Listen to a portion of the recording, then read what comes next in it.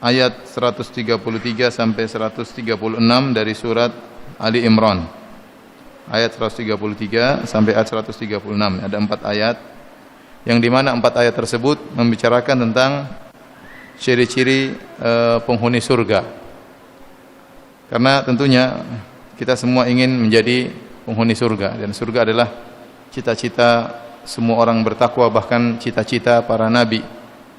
Ya, para anbiya mereka berdoa kepada Allah agar dimasukkan dalam surga. Apalagi kita. Taib. Saya akan bacakan firman Allah Subhanahu wa taala dimulai dari ayat 133. Allah Subhanahu wa taala berfirman, "Wasari'u ila maghfiratin min rabbikum wa jannatin 'arduhas samawati wal ardu a'iddat lil muttaqin." Dan bersegeralah kalian menuju kepada ampunan dari Rabb kalian dan menuju surga yang luasnya seluas langit dan bumi, yang Allah siapkan bagi orang-orang yang bertakwa. Alladzina yunfiquna fis sarra'i wad dharra wal kadhiminal ghaidh. Setelah itu Allah menyebutkan tentang ciri-ciri orang-orang yang bertakwa yang Allah siapkan surga bagi mereka, yaitu ciri-ciri penghuni surga. Kata Allah, alladzina yunfiquna fis sarra'i wad dharra, yaitu orang-orang yang berinfak dalam kondisi lapang dan dalam kondisi susah. Mereka tetap berinfak. Wal kadhiminal ghaidh, yaitu orang-orang yang meredam amarah. Wal afina 'anil nas, dan orang-orang yang memaafkan orang lain, yaitu yang berbuat salah kepadanya. Wallahu yuhibbul muhsinin, dan Allah mencintai orang-orang yang berbuat ihsan. Kemudian Allah lanjutkan lagi, walladzina idza fa'alu fahishatan aw dzalamu anfusahum, dan orang-orang tatkala mereka melakukan perbuatan keji atau mereka menzalimi diri mereka, dzakarullaha, lalu mereka ingat kepada Allah Subhanahu wa taala, fastaghfaru lidzunubihim, lantas mereka pun mohon ampunan kepada Allah terhadap dosa-dosa mereka. Wa may yaghfirudz dzunuba illallah, dan siapakah yang mengampuni dosa-dosa kecuali hanya Allah semata. Walam yusirru ala ma fa'alu wa hum ya'lamun, dan mereka tidak terus-menerus melakukan dosa-dosa tersebut padahal mereka mengetahui. Ulaika jazaohum maghfiratu mir rabbihim, mereka itulah balasan bagi mereka adalah ampunan dari Rabb mereka. Wa jannatun tajri min tahtihal anhar, dan surga-surga yang mengalir di bawahnya sungai-sungai. Khalidina fiha, mereka kekal di dalamnya. Wa ni'ma ajrul amilin, dan sungguh terbaik ganjaran bagi orang-orang yang beramal saleh. Baik. Hadirin hadirat yang dirahmati Allah Subhanahu wa taala, 4 ayat ini menjelaskan tentang ciri-ciri penghuni surga. Barang siapa yang ingin menempati surga, maka hendaknya dia memiliki sifat-sifat tersebut. Allah menyebutkan ada 4 ciri penghuni surga. Allah buka ayatnya dengan mengatakan, wasari'u ila maghfirati mir rabbikum, bersegeralah kalian menuju ampunan Rabb kalian.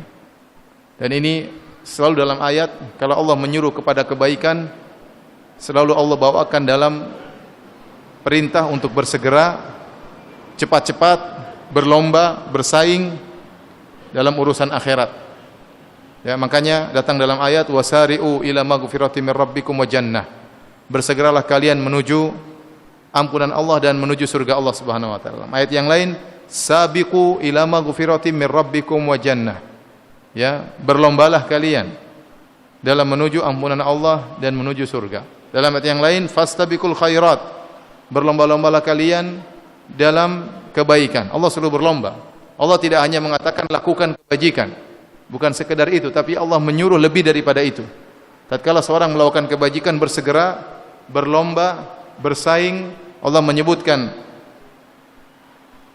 kenikmatan surga, kemudian Allah berkata, wa fi dzalika falyatanafasil mutanafisun, untuk urusan kenikmatan surga maka bersainglah. Inilah perintah Allah berkaitan dengan masalah akhirat. Dan sebagian ulama mengambil dalil dari ayat ini, wasari'u ila maghfirah, bersegeralah menuju ampunan Allah Subhanahu wa taala.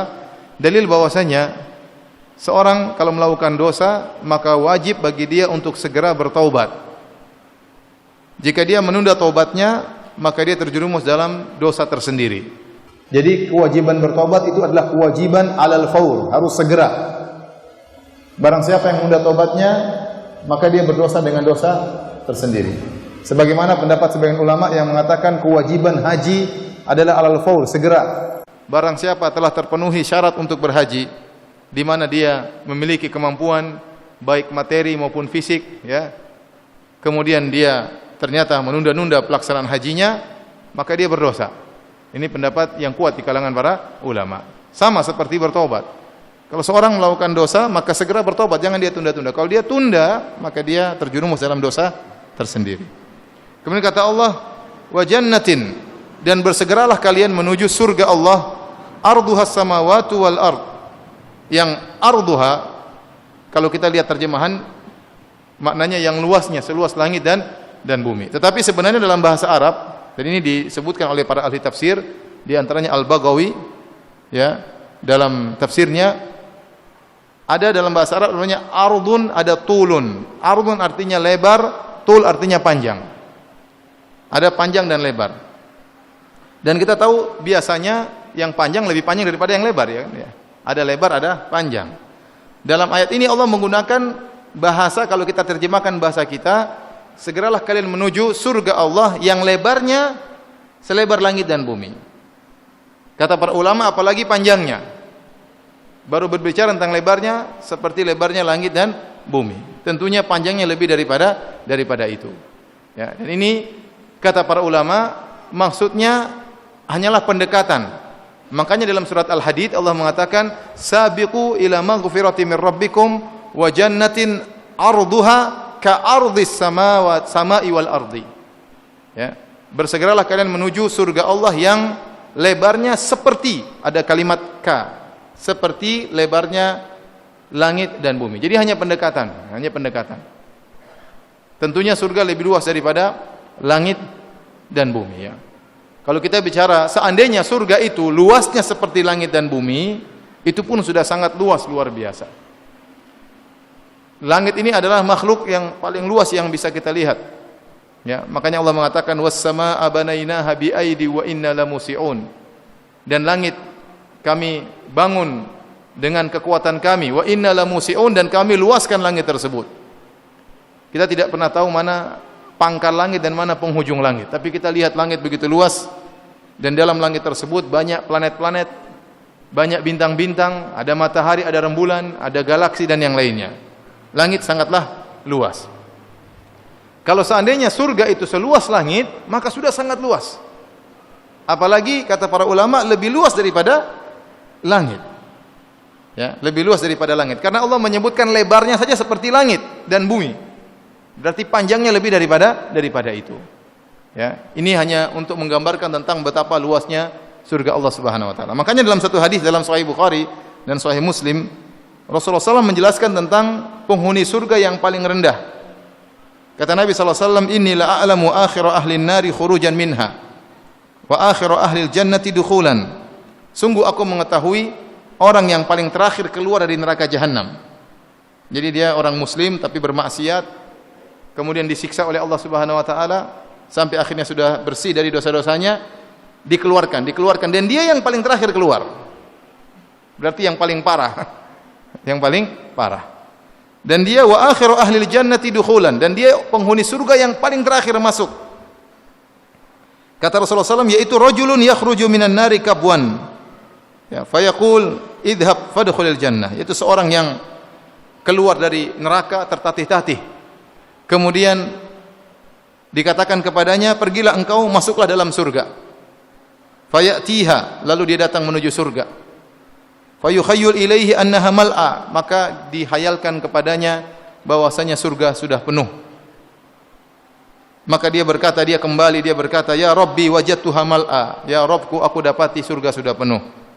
Allah berkata, idhab fadkhulil jannah, pergilah, masuklah dalam surga. Fayatiha fayukhayyalu ilaihi annaha mal'a, lalu dia datangi surga dan dikhayalkan baginya surga juga sudah penuh. Fayarji, dia kembali lagi, laporan lagi kepada Allah. Dia mengatakan, ya Rabbi wajadtuha mal'a, ya Allah, gimana? Sudah penuh. Enggak ada tempat. Sudah penuh. Kata Allah Subhanahu wa taala, idhab fadkhulil jannah, masuklah engkau ke dalam surga. Kemudian kata Allah, fa inna laka mithla dunya wa asyrata amsalha. Sungguhnya bagi engkau surga, kaplingan surgamu, kaplingan kerajaan surgamu adalah seperti dunia dan 10 kali lipatnya. Seluas dunia dan 10 kali lipatnya. Maka orang ini berkata, taskharu minni atau tadhaku minni wa antal malik. Kata orang ini, ya Rabbku, engkau ngejek saya padahal kau Tuhan. Ya. Masa saya penghuni surga terakhir, ternyata kaplingannya 10 kali lipat apa? Dunia. Maka ya Rasulullah SAW menjelaskan, dzaka adna ahlil jannati manzilatan. Inilah orang yang paling rendah di surga. Jadi antum bisa bayangkan betapa luasnya surga. Orang yang paling terakhir masuk surga, yang paling rendah kedudukannya di surga, ternyata kaplingannya 10 kali luas bumi ini. Sangat luas. Bukan berisi tanah gersang, tidak ya. Maksudnya 10 kali lipat dengan berbagai macam kenikmatan. Ya. Siapa yang mau jadi orang ini? Angkat tangan. Siapa yang mau? Mumpung di surga, mau dikabulkan jadi penghuni surga. Ada yang mau? Ada yang mau angkat tangan? Ya akhi, antum pede sekali. Masuk surga saja belum tentu, kemudian belum tentu masuk surga, suruh jadi penghuni surga enggak mau, enggak mau yang paling terakhir. Baik. Jadi kita bisa bayangkan betapa luasnya surga. Jadi ternyata penghuni surga yang paling rendah itu luas kaplingannya 10 kali lipat apa? Luas dunia ini. Maka benarlah firman Allah Subhanahu wa taala, wa jannatin arduha ka ardis samai wal ardi uiddat lil ladzina amanu billahi wa rasulih. Bersegeralah menuju surga yang luasnya seluas langit dan bumi, atau lebarnya selebar langit dan bumi. Bagaimana lagi dengan panjangnya, bagaimana dengan lagi luasnya. Maka kita harus bersegera. Kalau antum tahu kaplingan penghuni surga sangat luas disertai dengan berbagai macam kenikmatan, maka jangan tidak bersegera. Kalau terbetik dalam hati Anda ingin beramal, jangan tunda-tunda. Anda ingin salat duha, segera salat duha. Anda ingin bersedekah, segera bersedekah. Anda ingin baca Quran, jangan tunda-tunda, karena Allah suruh apa? Bersegera. Kalau timbul, dan ini selalu saya nasihatkan diri saya dan juga kepada para hadirin dan hadirat. Kalau timbul dalam benak kita keinginan berbuat baik, itu berarti Allah sedang memberi hidayah kepada kita. Maka jangan ditunda-tunda, segera. Karena kalau Anda tunda, bisa jadi hidayah tersebut ditarik lagi oleh Allah Subhanahu wa taala. Bisa jadi kesempatan hilang. Ya. Oleh karenanya kalau lagi terbetik ingin sesuatu, ingin bersedekah, lihat orang kasihan ingin kasih. Jangan tunda-tunda. Ya, jangan tunda-tunda. Entah ingin salat malam, entah ingin baca Quran, entah ingin salat duha, entah ingin bersedekah, maka jangan pernah menunda, karena Allah mengatakan wasari'u, bersegeralah. Baik. Kata Allah, uiddat lil muttaqin. Surga yang begitu luas seperti ini ternyata Allah siapkan bagi orang-orang yang bertakwa. Ini dalil bahwasanya surga sudah ada karena Allah menggunakan lafal uiddat, disiapkan. Tidak sebagaimana pemahaman orang-orang Mu'tazilah yang mereka mengatakan surga belum ada, surga belum diciptakan, padahal dalil begitu banyak menunjukkan surga sudah ada, baik dalam Al-Qur'an maupun dalam hadis-hadis Nabi sallallahu alaihi wasallam. Waktu Allah menciptakan surga, Allah panggil Jibril suruh lihat surga. Ada dalilnya. Ya. Kemudian Rasulullah SAW juga tatkala salat diperlihatkan surga oleh Allah Subhanahu wa taala. Rasulullah SAW sampai maju. Waktu dilihatkan neraka Rasulullah SAW mundur. Jadi surga sudah ada, ya. Dan beda antara surga belum ada dengan surga sudah ada. Kalau ada seorang bos berkata kepada anak buahnya, "Wahai anak buahku, kamu kerja yang baik. Nanti kalau kamu kerja yang baik, saya kasih hadiah rumah, saya akan bangunkan rumah buat kamu." Bos yang kedua lain, kamu kerja yang baik, nih rumahmu sudah ada, tinggal terima kunci. Mana yang lebih semangat? Sudah ada rumahnya atau mau dibangunkan rumah? Sudah ada rumahnya. Maka surga sudah ada, tinggal masuk. Masalahnya ente punya kuncinya enggak masuk surga, itu masalahnya. Jangan-jangan kuncinya keliru, itu kunci masuk neraka dibawa. Jadi yang benar akidah Ahlus Sunnah, surga sudah ada. Makanya orang yang dikubur, kalau dia penghuni surga akan diperlihatkan kaplingnya di surga. Maka dia berdoa, ya Allah segerakanlah hari kiamat, segerakanlah hari kiamat. Karena dia ingin berpindah kepada kenikmatan yang lebih indah. Taib. Kata Allah, uiddat lil muttaqin. Allah siapkan surga bagi orang-orang yang bertakwa. Nah, pembahasan kita yang utama, siapakah orang-orang bertakwa tersebut? Apa kata Allah Subhanahu wa taala? Di sini Allah menyebutkan 4 ciri penghuni surga. 4 ciri penghuni surga. Yang pertama kata Allah Subhanahu wa taala, alladzina yunfiquna fis sarra'i wad dharra, yaitu orang-orang yang berinfak dalam kondisi lapang maupun dalam kondisi sulit. Ini menunjukkan ada model orang yang berinfak hanya di waktu lapang, ada, dan ini banyak. Jadi ada orang yang waktu lapang pelit, lebih banyak daripada yang berinfak. Dan ada orang yang berinfak dari waktu lapang. Berarti dari mafhum dari ayat ini berarti ada orang yang tidak berinfak tatkala waktu sulit. Waktu lapang dia berinfak, waktu sulit dia tidak berinfak. Ternyata penghuni surga bukan itu. Ciri penghuni surga itu dia berinfak dalam kondisi lapang maupun dalam kondisi sulit. Syekh As-Sa'di rahimahullah dalam tafsirnya mengisyaratkan bisa jadi infaknya berbeda, wajar, suatu yang sangat wajar. Seorang tatkala dalam kondisi lapang infaknya mungkin 1 juta per bulan atau 2 juta per bulan. Dalam kondisi sempit mungkin cuma 100 ribu, tetapi dia terus berinfak. Dia terus berinfak. Makanya Rasulullah SAW mengatakan, la tahkiranna minal ma'rufi syai'an. Jangan kalian pernah meremehkan kebaikan sedikit pun. Makanya Nabi SAW mengatakan, ittaqin nar walau bi syaqqit tamrah. Hendaknya kalian menghalangi diri kalian dari neraka jahanam meskipun hanya bersedekah dengan sepenggal korma. Ingat, ini jangan disalahpahami. Jangan kita pahami hadis Nabi, jagalah diri kalian dari neraka meskipun hanya bersedekah sepenggal korma, berarti Nabi ngajarin kita untuk pelit ya. Ya udah enggak apa-apa sepenggal korma, enggak apa-apa. Ada hadisnya kok sepenggal korma bagi 2. Padahal korma kita bertumbuk-tumbuk. Tidak. Maksud hadis ini, kalau Anda tidak punya apa-apa, meskipun hanya sedikit, maka jangan meremehkan sedekah itu meskipun hanya sedikit. Ya. Tapi kalau Anda punya lebih, berinfaklah yang banyak. Kalau punya berlebihan. Justru berinfak tatkala fi dharra, berinfak dalam kondisi sulit, itu menunjukkan keikhlasan. Itu menunjukkan keikhlasan seseorang, bahwasanya dia benar-benar tulus berinfak karena Allah Subhanahu wa taala, meskipun dalam kondisi sempit, dia masih menyempatkan dirinya untuk bersedekah di jalan Allah Subhanahu wa taala. Ya, maka ini ciri pertama, ciri yang menunjukkan seorang beriman kepada Allah Subhanahu wa taala, ya. Karena kebakhilan tidak akan berkumpul dengan keimanan. Kata Nabi sallallahu alaihi wasallam, "Wala yajtami' asyuh wal iman fi qalbi 'abdin abada." Tidak akan berkumpul ya, rasa pelit dan keimanan dalam hati seorang mukmin selamanya. Rasa pelit dan iman itu bertengkar. Kalau seorang imannya kuat, pelitnya semakin tertekan. Kalau imannya sedikit, pelitnya semakin apa? Semakin besar. Ya. Maka ini 2 hal yang saling kontradiktif. Maka Nabi mengatakan tidak akan berkumpul iman dan kepelitan dalam hati seseorang. Maka seorang kalau dia berinfak, menunjukkan dia imannya kuat kepada Allah Subhanahu wa taala. Makanya ikhwan, jangan jadi orang pelit ya. Jangan jadi orang pelit ya. Masalah ingin bersedekah, ingin bantu orang lain adalah masalah iman. Ya, masalah iman. Bisa jadi ada orang punya harta banyak tapi tidak suka membantu orang lain. Sebagian orang mengatakan nanti saya kalau sudah punya uang banyak baru saya berinfak. Jangan. Banyak orang mengatakan demikian. Tatkala dia sudah kaya, dia tidak berinfak, dia lupa diri.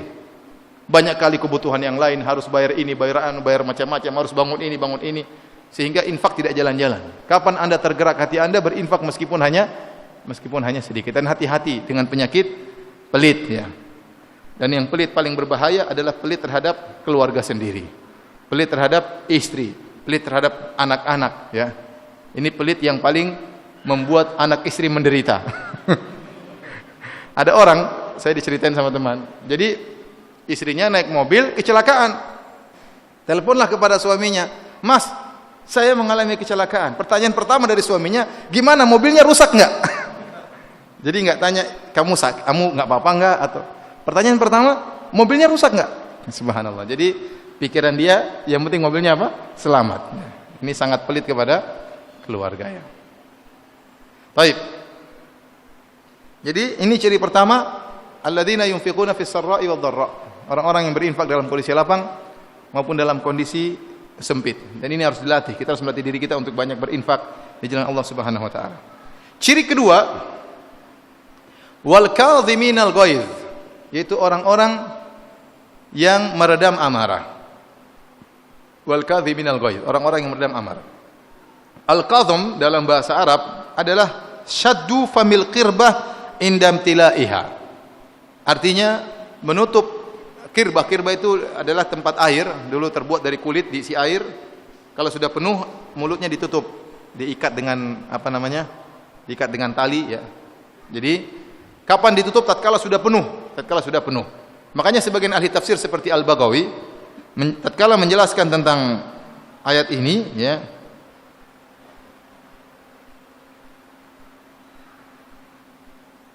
saya bacakan ya. Dia mengatakan yaitu al-jari'ina al-ghaidha 'inda imtila'i nufusihim minhu wal kadhmu habzu syai'i 'inda imtila'ihi. Jadi dia meredam amarahnya tatkala amarahnya sudah memuncak, seakan-akan sudah mau keluar dari tubuhnya. Bukan hanya sekedar emosi-emosi sedikit. Kalau emosi sedikit orang semua bisa menahan. Tetapi ciri penghuni surga ini sangat spesial. Tatkala dia sudah di puncak amarah, tatkala dia sudah di puncak kemarahan, tatkala air sudah ingin keluar dari tempat air tersebut, sudah saking penuhnya. Makanya kata Al-Baghawi, wal kadhmu habzu syai'in damtilaihi. Al-kadham adalah menutupi sesuatu tatkala sudah penuh. Ya. Tatkala jiwa sudah dipenuhi dengan kemarahan, ternyata dia bisa meredamnya. Kenapa? Karena Allah Subhanahu wa taala. Ini luar biasa. Ya. Ini orang yang sangat beriman kepada Allah. Dia tahu dia bisa melampiaskan. Dia bisa melampiaskan kemarahannya. Tetapi dia ingat ada ciri yang dicintai oleh Allah, ciri penghuni surga, yaitu orang yang meredam amarahnya. Dan sebagian ulama mengatakan al-kadhimin wal kadhimin Allah mendatangkan dengan lafal isim fa'il. Yang mengerti bahasa Arab tentu tahu isim fa'il ya'mal amal al-fi'il mudhari'. Ya. Jadi isim fa'il wal kadhimin itu menunjukkan al-istimrar wa thabat. Senantiasa dia memiliki sifat seperti ini. Senantiasa kalau sudah mencapai puncak amarah dia bisa redam karena Allah Subhanahu wa taala. Dan hal ini tidak mudah. Karena kalau orang sudah marah, biasanya dia tidak bisa menahan dirinya. Makanya Rasulullah SAW mengatakan, ya, laisa syadidu bisur'ah. Ya, akan tapi innamas syadid man yamliku nafsahu indal ghadab. Bukanlah orang jagoan itu adalah orang yang menang dalam perkelahian, dalam pergulatan. Tapi orang yang menang, yang hebat adalah orang yang bisa meredam amarahnya tatkala dia sedang marah. Dia bisa mengatur, mengontrol jiwanya. Ya. Ini orang yang hebat. Dia bisa mengalahkan, menundukkan jiwanya karena Allah Subhanahu wa taala. Makanya orang seperti ini mendapatkan pahala besar di sisi Allah Subhanahu wa taala. Kata Nabi sallallahu alaihi wasallam, "Man kadzama ghaidhan wa huwa yaqdiru ala an yunafidhahu, da'ahu Allahu yaumal qiyamati 'alal khalaiq." Kata Nabi sallallahu alaihi wasallam, barang siapa yang meredam amarahnya padahal dia mampu untuk melampiaskannya, maka Allah akan panggil dia pada hari kiamat kelak di hadapan manusia. Hatta yukhayyirahu min ayyil huri syaa. Sampai Allah membuat dia memilih bidadari mana saja yang dia kehendaki. Jadi kalau Anda lagi marah-marah, ingat bidadari. Kalau Anda bisa meredam amarah, nanti di akhirat Anda disuruh pilih bidadari mana yang Anda sukai. Ini dalil bahwasanya bidadari tidak satu model. Kalau bidadari satu model, tidak ada pilihan. Ya. Tatkala disuruh milih berarti bidadari bermodel-model. Paham? Paham atau tidak? Makanya kalau istri Anda sedang buat Anda marah, Anda jangan marah, senyum-senyum saja. Nanti istri Anda tanya, "Kenapa senyum-senyum aja, Mas?" Ada deh pokoknya. Ada hadisnya. Sampaikan, Rasulullah SAW bersabda. Jadi ini keutamaan meredam amarah. Antum perhatikan, sepertinya akhlak-akhlak seperti ini orang kurang perhatikan, padahal ini ciri penghuni surga. Sampai Allah sebutkan dalam Al-Qur'an. Berarti meredam amarah itu pahalanya besar. Ya, pahalanya besar. Sampai Allah menyebutkan di antara ciri-ciri orang bertakwa adalah meredam amarah. Maka orang yang suka marah-marah itu akhlaknya kurang bagus. Ya. Maka masing-masing kita mengintrospeksi diri. Kalau kita suka marah-marah, hendaknya kita merubah diri kita.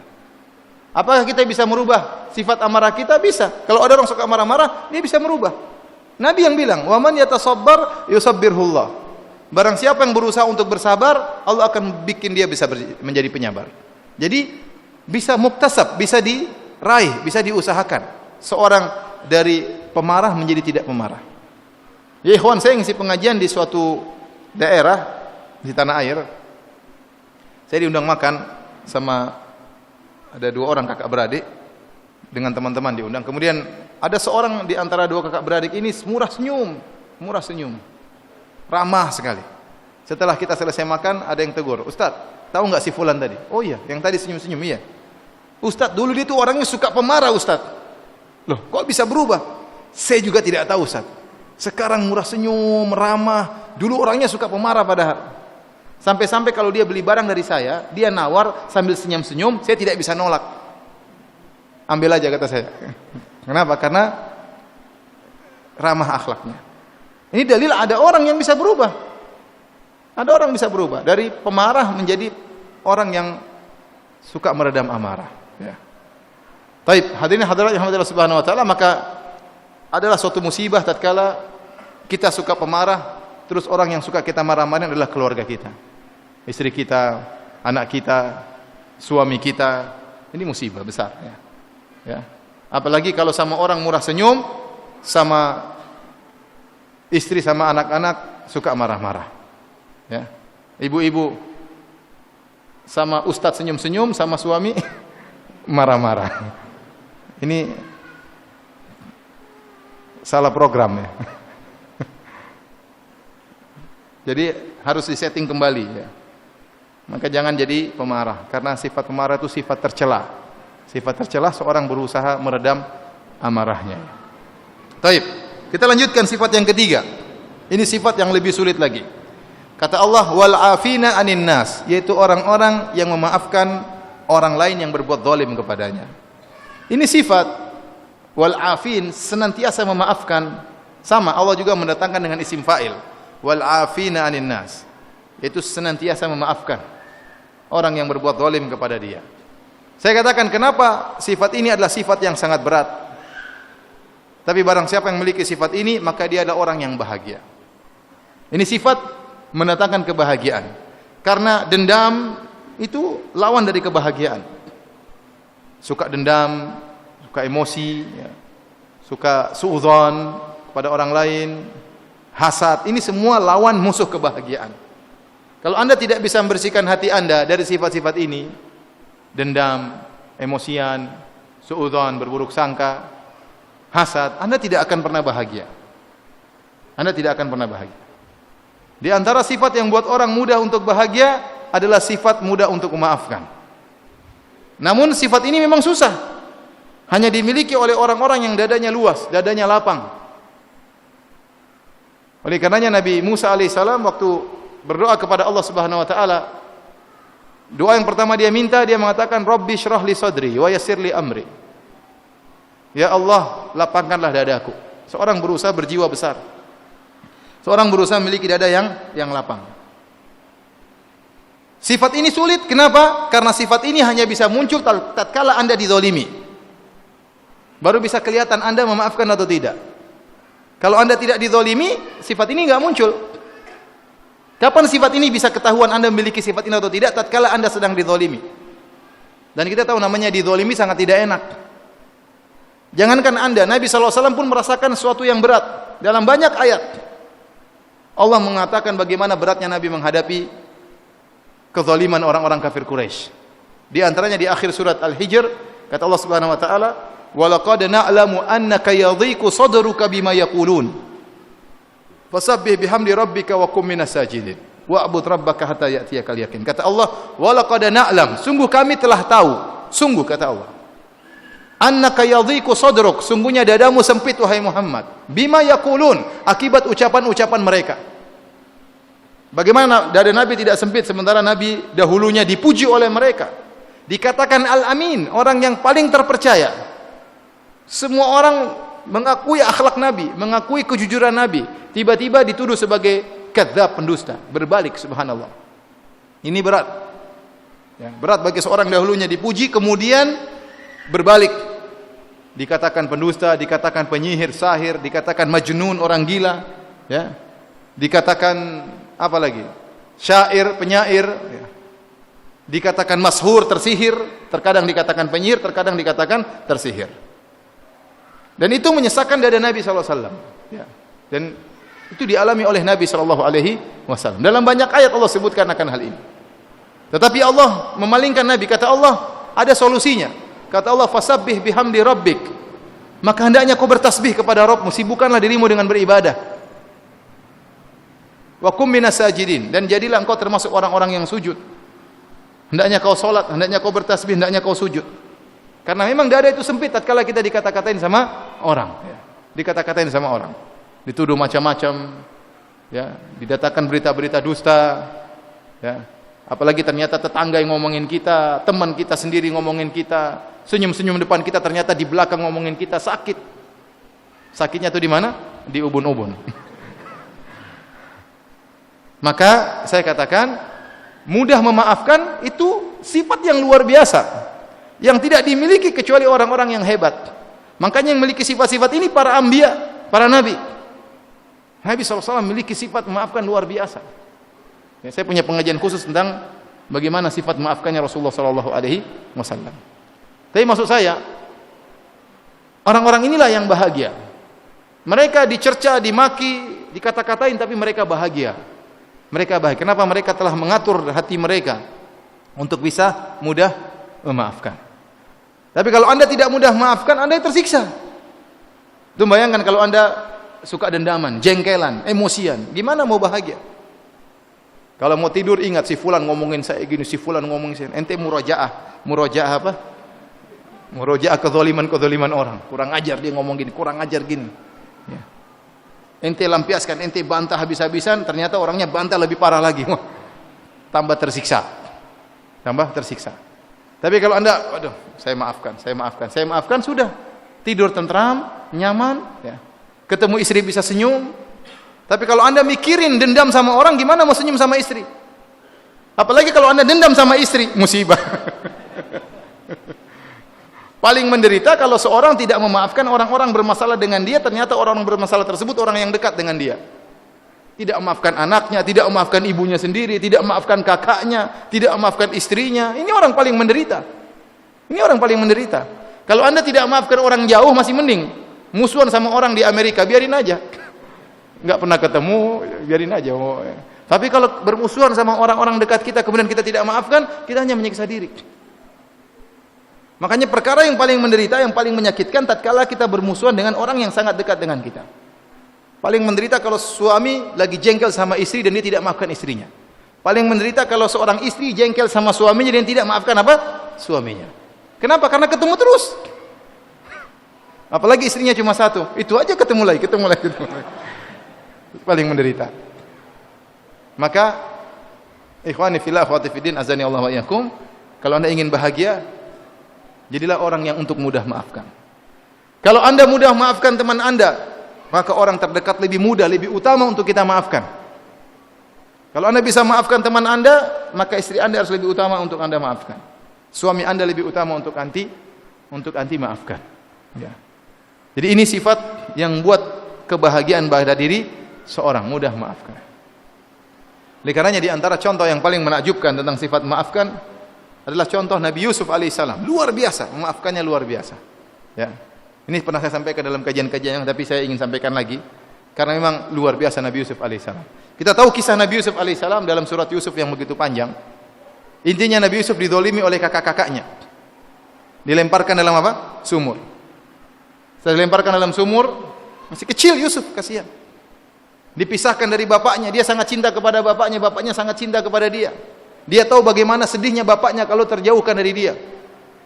Antum kalau dipisahkan sama, misalnya dipisahkan waliyadzubillah, dipisahkan dari istri. Antum tahu istri antum sangat sayang sama antum. Antum sedih atau tidak? Antum sedih dari dua sisi. Sedih dari antum terpisah dari istri antum, ini kesedihan tersendiri. Kesedihan yang kedua memikirkan kesedihan istri. Paham? Atau antum enggak paham? Saya ulangi lagi. Kalau antum taruhlah dipaksa dipisah dari istri, antum akan tersiksa dari dua sisi. Pertama, terpisahnya antum dari istri ini kesedihan tersendiri. Yang kedua, antum memikirkan istri antum yang sedih memikirkan antum. Jadi antum semakin apa? Bersedih. Ya. Nabi Yusuf alaihissalam tahu ayahnya Yakub alaihissalam, bapaknya Sangat sayang kepada dia. Makanya dia tidak ingin anaknya dibawa. Kakak-kakaknya ngerayu gimana kita bisa bawa Yusuf keluar. Ya. Ini la yahzununi an tadhhabu bih. Menyedihkan saya kalau kalian bawa dia pergi. Bapaknya tidak melihat Yusuf satu hari. Pingin Nabi Yusuf selalu dekat, si kecil Yusuf. Jadi Nabi Yusuf menderita, dilempar dalam sumur, dipisahkan dari bapaknya, memikirkan kesedihan orang tuanya. Ini yang pertama, dilempar dalam sumur, masih kecil. Kemudian yang kedua, waktu ditemukan oleh orang-orang yang mendapati Nabi Yusuf, ternyata kakak-kakaknya masih di situ. Ini pendapat sebagian ahli tafsir. Kakak-kakaknya masih menunggu di situ, waktu diangkat, jangan diambil, itu budak kami yang kabur, beli aja, dijual, bayangkan. Adiknya dijual sama orang lain. Dijual dengan harga yang murah. Kemudian setelah itu Nabi Yusuf akhirnya qadarullah dipelihara oleh seorang menteri di Mesir. Kemudian hasilnya istri sang menteri jatuh cinta kepada Nabi Yusuf. Konon namanya siapa? Zulaikha ya. Zulaikha. Kalau Inggris mungkin Julia ya. Kalau Yusuf, Joseph ya. Ibrahim, Abraham. Terus kalau Yahya apa? John ya. John ternyata Yahya ya. Saya juga baru tahu kemarin. Nabi Yahya ternyata mereka bilang apa? John. Daud siapa? David. Keren ya.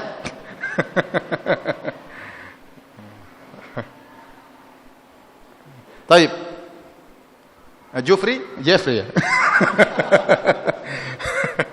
Intinya ini aja. Nanti dihapus ya. Taib, kita lanjutkan. Intinya Zulaikha merayu Yusuf. Akhirnya Yusuf alaihissalam tidak mau, akhirnya dituduh Yusuf ingin menzinahinya. Akhirnya dia pun dipenjara. Bahkan yang ingin merayu Yusuf bukan hanya Zulaikha, bahkan ibu-ibu yang lain juga merayu Yusuf. Akhirnya dipenjara. Akhirnya Nabi Yusuf alaihissalam qadarullah dalam penjara bertemu dengan dua orang. Yang satu bermimpi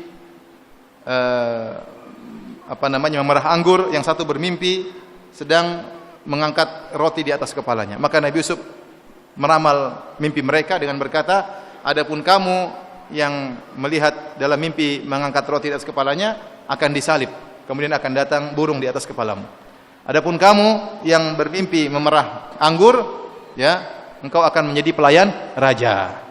Kau akan selamat. Kemudian wa qala lil ladzi dhanna annahu najim minhuma udhkurni inda rabbik. Maka ya Nabi Yusuf berusaha, dia mengatakan, wahai fulan, kalau kau jadi pelayan raja jangan lupa ngomongin tentang saya. Ceritakan tentang saya. Maksud Nabi Yusuf apa? Supaya raja tahu Nabi Yusuf itu difitnah. Supaya Nabi Yusuf dibebaskan, tidak dipenjara lagi. Kata Allah Subhanahu wa taala, fa ansahu syaitanu dzikra rabbih falabisa fis sijni bid'a sinin. Ternyata syaitan membuat orang ini lupa untuk cerita kebaikan Nabi Yusuf. Setelah jadi pelayan, dia lupa sama Yusuf. Lupa. Akhirnya Nabi Yusuf dipenjara lagi, bertambah 7 tahun. Jadi lupanya 7 tahun orang. Dalam sebagian ahli tafsir mengatakan dia 7 tahun lupa. Setelah 7 tahun berikutnya baru dia ingat. Baik. Akhirnya setelah 7 tahun, raja bermimpi. Inni ara sab'a baqaratin simanin yakuluhunna sab'un ijab. Saya melihat 7 ekor sapi gemuk dimakan oleh 7 ekor sapi kurus dan seterusnya. Siapa yang bisa menafsirkan mimpiku? Ternyata anak buahnya semuanya enggak ada yang tahu. Akhirnya pelayan raja baru ingat. Wa qala alladhi naja minhuma waddakara ba'da ummatin ana unabbiukum bita'wilihi fa arsilun. Maka akhirnya pelayan raja ini ingat. Setelah 7 tahun baru dia ingat. Dia mengatakan, utuskan saya kepada Yusuf. Saya tahu Yusuf bisa menafsirkan mimpi ini. Perhatikan di sini. Datanglah orang ini setelah 7 tahun datang kepada Yusuf.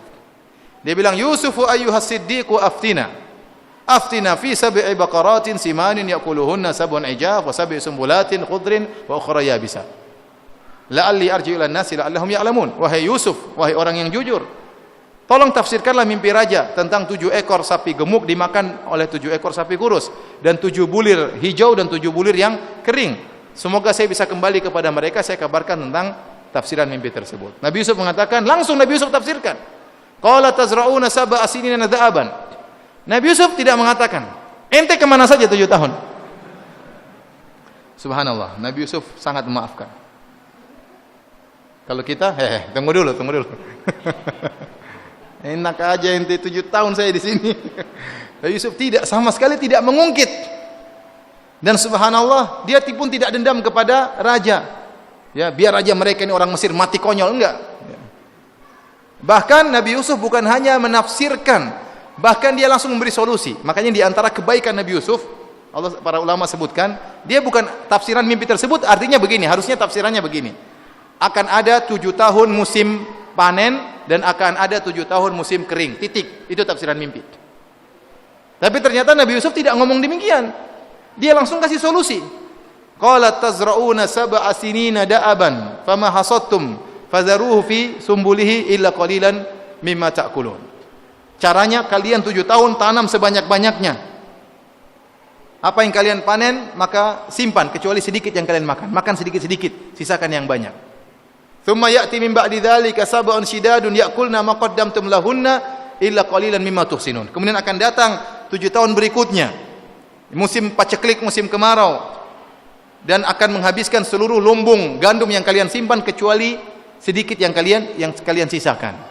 Thumma ya'ti min ba'di dzalika 'amun fihi yughathun nas wa fihi ya'sirun. Dan akan datang 1 tahun berikutnya di mana hujan sangat keras sehingga orang akan memerah anggur. Jadi Nabi Yusuf bukan hanya sekedar menafsirkan mimpi, tapi langsung memberikan apa? Solusi. Subhanallah. Kemudian akhirnya dilapor kepada raja. Raja mengatakan, panggil Yusuf ke sini. Falamma ja'ah rasul qala irji' ila rabbik. Akhirnya waktu utusan raja datang, wahai Yusuf, dipanggil sama raja. Kata Yusuf, pulang kembali kepada rajamu. Tanyakan kepada rajamu, ma balun niswatil lati qatta'na aydiyahun. Inna rabbi bikaidihinna alim. Tanyakan kepada rajamu berita tentang para wanita yang pernah memotong-motong tangan mereka. Yusuf saatnya dia untuk menunjukkan dia tidak bersalah. Tapi tanpa dendam terhadap wanita-wanita tersebut, tidak dendam. Kalau dia dendam, dia mengatakan sampaikan sama raja itu potong lagi tangan mereka. Tapi dia tidak dendam sama sekali. Padahal dia di penjara lebih dari 7 tahun gara-gara perbuatan ulah Zulaikha dan teman-temannya. Tapi sama sekali dia tidak dendam dan dia tidak menyuruh raja untuk memberi hukuman kepada mereka, tidak menuntut balas. Ya, saya sudah di penjara maka boleh menuntut balas kembali, sama sekali tidak. Karena dia memang seorang yang sangat pemaaf. Taib akhirnya masih ada waktu ya? Akhirnya Nabi Yusuf alaihissalam, qadarullah, akhirnya menjadi seorang bendaharawan Raja Mesir. Menjadi menteri keuangan yang mengatur pembagian gandum. Sampai akhirnya tatkala musim paceklik tiba, ternyata musim paceklik tersebut bukan hanya di Mesir, sampai mengenai keluarganya di Palestina. Maka datanglah kakak-kakaknya kemudian minta beli gandum. Karena Nabi Yusuf jual gandum. Dia kasih ide sama Raja Mesir, gandum kita berlebihan, maka juallah kepada orang-orang yang miskin. Dan dia berharap kakaknya datang. Dan benar, akhirnya kakaknya 10 orang datang. Ya. Kemudian minta membeli gandum. Intinya, ya, Nabi Yusuf disebutkan oleh sebagian ahli tafsir, Nabi Yusuf bertanya, kalian berapa bersaudara? 12. Kok cuma 10? Iya, 10 kami ada 2 orang yang masih ketinggalan. Siapa? Binyamin sama Yusuf. Mana Binyamin? Di bapaknya. Yusuf hilang dari dulu. Disebutkan oleh sebagian ahli tafsir demikian. Ya. Nabi Yusuf pun tidak marah. Ya. Kemudian waktu Binyamin diatur oleh Nabi Yusuf sehingga tertuduh mencuri, apa kata kakak-kakaknya? Iyasrik faqad saraka akhun lahu min qabl. Kalau Binyamin pernah mencuri, sungguhnya saudaranya Yusuf juga pernah mencuri. Itu ngomongnya kepada Nabi Yusuf. Fa asarraha Yusuf fi nafsi wa lam yubdiha lahum. Nabi Yusuf jengkel tapi tidak dia ungkapkan. Kalian tuduh saya mencuri? Ya, tidak. Sampai akhirnya, intinya akhirnya ketahuanlah. Ya.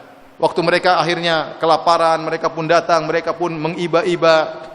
Ya, mereka mengatakan, wahai Yusuf, berilah sedekah kepada kami, wahai ayuhal aziz, massana wa ahlana ad-durru wa ji'na bi bidha'atin musjatin fa awfi lana al-kayla wa tasaddaq alaina inna Allaha yajzil mutasaddiqin.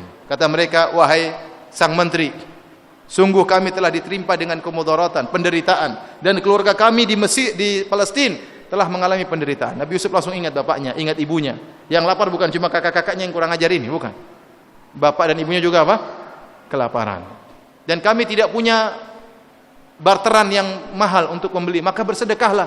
Kami hanya bisa membayar dengan sedikit, bersedekahlah kepada kami. Akhirnya Nabi Yusuf buka kartu. Dia mengatakan, qala hal alimtum ma fa'altum bi Yusufa wa akhihi id antum jahilun. Pertama Nabi Yusuf dengan begitu lembutnya dia mengatakan, wahai kalian, apa kalian masih ingat apa yang pernah kalian lakukan terhadap Yusuf dan saudaranya waktu kalian masih jahil? Pernyataan Nabi Yusuf, id antum jahilun, tatkala kalian masih jahil, ini menunjukkan Nabi Yusuf beri uzur kepada mereka. Karena Nabi Yusuf seakan-akan mengatakan perbuatan kalian waktu kalian masih apa? Jahil. Luar biasa. Mereka akhirnya tahu, anta Yusuf, kau adalah Yusuf? Naam, ana Yusuf wa hada akhi. Saya Yusuf adalah saudaraku. Akhirnya mereka mengatakan, wahai Yusuf, maafkan kami, ya, sungguhnya kami yang bersalah. Mereka minta maaf langsung kepada Nabi Yusuf. Apa kata Nabi Yusuf alaihissalam? Qala la tathriba alaikumul yawma yaghfirullahu lakum. Tidak ada celaan bagi kalian. Sungguhnya Allah akan mengampuni kalian. Nabi Yusuf berjanji, saya tidak akan pernah mencela kalian. Dan ini luar biasa sifat memaafkan Nabi Yusuf alaihissalam. Kebanyakan orang kalau maafkan ngomel dulu. Ya, ente brengsek, ente kurang ajar, tapi saya maafkan. Ya. Nabi Yusuf tidak ada cercaan, tidak ada celaan, langsung dia maafkan. Ya, tidak susah seperti ini. Akhirnya Nabi Yusuf mengatakan, datangkan bapakku, ibuku, bawa ke sini. Intinya akhirnya Nabi Yusuf termasuk dosanya bawa bapaknya dan bawa ibunya. Nabi Yusuf kemudian buka kartu kepada bapaknya. Dia mengatakan, ya abati, hadza ta'wilu ru'yaya qad ja'alaha rabbi haqqan. Wahai ayahanda, inilah tafsir dari mimpiku sekian puluh tahun yang lalu Allah telah hidupkan dalam kenyataan, ya. Kemudian kata Nabi Yusuf, waqad ahsana bi. Azan dulu ya. Azan dulu, habis itu kita selesai. Silakan, azan. Bismillahirrahmanirrahim. Alhamdulillah, salatu wassalamu ala Rasulillah wa ala alihi washabbihi wa ala. Kita lanjutkan pengajian kita. Tatkala Nabi Yusuf alaihissalam bertemu dengan ayahnya, beliau berkata, ya abati hadza ta'wilu ru'yaya min qablu qad ja'alaha rabbi haqqan. Wahai ayahanda, inilah tafsiran dari mimpiku sebelumnya, Allah telah menjadikannya sebagai kenyataan. Kemudian Nabi Yusuf menyebutkan tentang nikmat-nikmat yang Allah berikan kepada dia. Kata Nabi Yusuf, waqad ahsana bi id akhrajani minas sijn. Sungguh Allah telah berbuat baik kepadaku tatkala Allah mengeluarkan aku dari penjara. Padahal di antara nikmat sebelumnya yaitu Allah telah menyelamatkan aku dari sumur, ya, dan seterusnya. Tetapi Nabi Yusuf alaihissalam tidak menyebutkan permasalahan sumur. Kenapa? Karena dia sudah berjanji tidak akan mencela kakak-kakaknya yang dahulu pernah berbuat salah. Karena kalau dia cerita sama bapaknya, saya dikeluarkan dari sumur, mungkin bapaknya tanya, ada apa dulu di sumur? Yang lempar kakak-kakakmu. Akhirnya kan terungkap lagi. Padahal Nabi Yusuf sudah berjanji tidak akan mengungkit-ungkit lagi. Sehingga masalah sumur dia skip, dia loncat. Tidak dia sebutkan demi untuk menunaikan janjinya tidak akan mengungkit-ungkit lagi kesalahan apa? Kakak-kakak beliau alaihi salam. Ya, dan ini menunjukkan betapa sifat Nabi Yusuf yang sangat mudah memaafkan dan sangat baik, ya. Sehingga tidak ungkit-ungkit lagi masalah tersebut. Adapun setelah itu Nabi Yusuf mengatakan, waqad akhrajani minas sijn wa jaa'a bikum. Setelah itu Nabi Yusuf berkata, di antara kenikmatan yang lain, Allah mendatangkan kalian dari kampung, dari Palestina menuju kota Mesir. Min ba'di an nazaga syaitanu baini wa baina ikhwati. Setelah syaitan mengadu domba antara aku dengan kakak-kakakku. Ya, ini antara kenikmatan. Tadinya saya dan kakak-kakak saya berseteru. Adapun perseteruan antara Yusuf dengan kakak-kakaknya, ayahnya tahu, maka tidak perlu disembunyikan. Ini sudah ayahnya sudah tahu. Tapi kalau Nabi Yusuf dilemparkan dalam sumur, ayahnya enggak tahu, maka enggak perlu dibicarakan. Tapi di antaranya kenikmatan, Nabi Yusuf berkata, dahulu saya bertengkar dengan kakak saya. Dan subhanallah, waktu Nabi Yusuf mengungkapkan permasalahan ini, dia tidak mengatakan setelah kakak-kakak saya berbuat jahat kepada saya, tidak. Tapi dia menyandarkan kesalahan kepada syaitan. Dia mengatakan syaitan yang mengadu domba. Kemudian yang kedua, setelah pertama dia menyandarkan kesalahan kepada syaitan, yang kedua dia seakan-akan kesalahan dari dua belah pihak. Dia mengatakan nazaga syaitanu baini wa baina ikhwati. Setelah syaitan mengadu domba antara aku dan kakak-kakakku, seakan-akan kesalahan dari dua belah pihak. Padahal yang salah hanyalah dari kakaknya saja. Ini menunjukkan Yusuf benar-benar memilih kata-kata supaya kakak-kakaknya tidak tersinggung lagi. Ya. Dan demikian Nabi Yusuf alaihissalam luar biasa. Ya. Memaafkan, oleh karenanya masalah ini diingatkan kembali oleh Nabi Muhammad SAW. Rasulullah SAW juga mengalami yang semisal ini. Rasulullah SAW diusir dari kampung halamannya, dari kota Mekah, diuji dengan ujian yang luar biasa. Diusir dari kampungnya, padahal begitu banyak kenangan indah di kampungnya tersebut. Di Mekah lah beliau dilahirkan, situlah beliau menikah dengan istri tercintanya Khadijah, situlah lahir anak-anaknya, situlah ada rumah pertamanya di situ, ya, berbagai macam keindahan, situlah dia dirawat oleh ibunya, oleh kakeknya, oleh pamannya dan seterusnya. Kemudian diusir dengan meninggalkan seluruh kekayaannya. Demikian juga para sahabat diusir. Rasulullah SAW harus pergi dengan terpaksa. 8 tahun kemudian Rasulullah SAW balik lagi dari setelah diusir ke Madinah. Rasulullah SAW balik lagi kota Mekah, kali ini dengan kondisi yang berbeda. Kali ini Nabi membawa pasukan 10.000 pasukan. Saatnya Nabi untuk sombong dan angkuh seharusnya, tapi Rasulullah SAW tidak sombong dan tidak angkuh. Bahkan Rasulullah SAW naik di atas ontanya dengan penuh tawadhu sampai menundukkan pandangannya tatkala masuk dalam kota Mekah, sehingga ada yang nyeletuk berkata, hadhihi yaumul malhamah, ini adalah hari pertumpahan darah. Tapi Nabi tidak menjalankan hal tersebut. Kalau Nabi saatnya balas dendam, maka saat itulah dia balas dendam. Namun dia tidak balas dendam. Maka dia kumpulkan orang-orang kafir Quraisy di Ka'bah. Orang kafir Quraisy, maka Rasulullah SAW bertanya kepada mereka, "Ma tadhunnuna anni fa'ilun bikum?" Menurut kalian apa yang akan aku lakukan kepada kalian? Harusnya dipenggal seluruhnya ini. Tapi kata mereka, "Akhun karim, ibnu akhin karim." Engkau adalah saudara kami yang baik, ya, sama-sama Quraisy. Engkau adalah putra dari seorang yang baik, ya. Engkau pasti berbuat baik.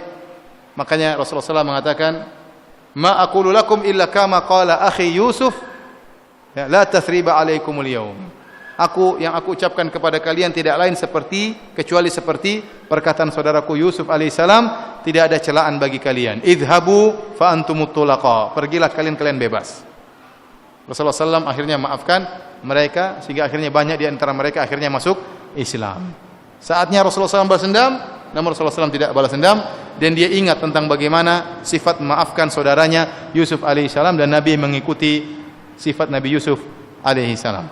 Jadi ikhwani fillah akhwati fiddin azanillahu wa iyyakum, di antara sifat yang kelihatannya sepele tetapi ini sifat yang luar biasa, pahalanya sangat besar, ciri penghuni surga, yaitu memaafkan orang lain tatkala orang tersebut menzalimi antum, ya. Seandainya kita tidak memaafkan, kita tidak berdosa.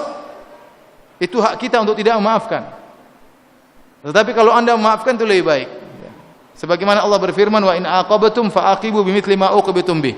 Kalau kalian balas, silakan balas sebagaimana kalian dizalimi. Tapi kata Allah ada pilihan kedua, wala in sabartum lahu khairul lisabirin. Kalau kalian bersabar, maka lebih baik. Ada orang tidak mau, saya tidak maafkan dia, saya akan tuntut dia pada hari kiamat, saya akan ambil pahalanya. Boleh, itu tidak dilarang, silakan. Tetapi kalau Anda maafkan, maka pahala Anda lebih besar daripada pahala yang akan Anda ambil dari dia. Makanya Allah Subhanahu wa taala menyebutkan 3 model sikap yang mungkin kita lakukan terhadap orang yang menzalimi kita. Kalau kita dizalimi, ada 3 sikap yang mungkin kita lakukan. Kata Allah, "Wa jazaa'u sayyi'atin sayyi'atun mithluha. Faman 'afa wa aslaha fa ajru Allah innahu la yuhibbudz zalimin." Yang pertama kata Allah, balasan keburukan adalah keburukan yang semisalnya. Ini boleh kalau ada orang maki kita, mengatakan kita anjing, kita bilang kamu juga anjing, boleh, enggak jadi masalah. Kita tidak berdosa. Ya. Dia bilang kita bangsat, kita bilang kamu juga bangsat, tidak berdosa. Boleh. Yang kedua, faman afa wa aslah, barang siapa yang memaafkan dan berbuat baik, fa ajru Allah, maka pahalanya si Allah. Allah yang akan tanggung pahalanya. Ini yang terbaik tentunya. Yang ketiga kata Allah, innahu la yuhibbudz zalimin. Sungguhnya Allah tidak menyukai orang yang zalim, yaitu yang ketiga kita balas dengan kezaliman. Ada orang yang bilang sama kita anjing kamu, kita bilang kamu anjing rabies. Jadi ada tambahan rabies, ini enggak boleh. Maka kita berdosa tatkala itu. Tapi seandainya kita balas kamu juga anjing, maka kita tidak berdosa sama sekali. Ya, kita bilang saya tidak mau balas, saya mau tuntut di akhirat, boleh. Secara hukum syar'i boleh. Ada orang seperti itu, dia tidak mau maafkan. Dia bilang urusan kita di akhirat. Ya. Ada orang seperti itu. Tetapi dan dia akan mengambil pahala orang tersebut di akhirat kelak. Tapi seandainya dia memaafkan, fa ajruhu 'ala Allah, pahalanya di sisi Allah lebih besar daripada pahala kalau dia tidak memaafkan. Ya. Oleh karenanya, hadirin hadirat yang rahmati Allah Subhanahu wa taala, maka latih diri kita untuk mudah memaafkan. Kita akan bahagia, akan hidup tenteram, ya. Tidak suka dendam, menjalani aktivitas dengan enak daripada marah-marah, kemudian emosian, akhirnya jantungan, kena stroke dan macam-macamnya. Mending kita memaafkan, hidup bisa tenteram. Baik, ciri yang keempat, di antara ciri-ciri penghuni surga kata Allah, walladzina idza fa'alu fahishatan aw dzalamu anfusahum. Dan orang-orang yang tatkala melakukan fahisyah, sebagian salaf menafsirkan itu zina. Aw dzalamu anfusahum, atau yang dibawa daripada itu seperti mencium, menyentuh wanita yang bukan mahramnya, ya, dibawa dari perzinahan.